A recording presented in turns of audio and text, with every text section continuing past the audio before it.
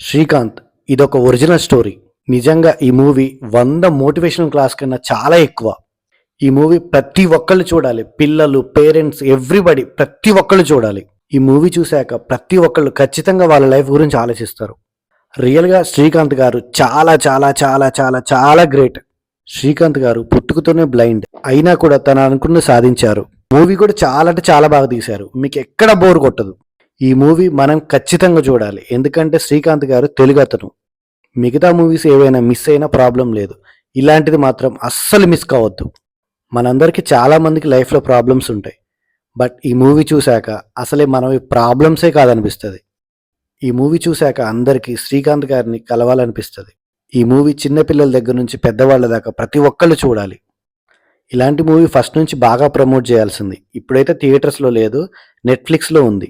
Hero acting, direction excellent.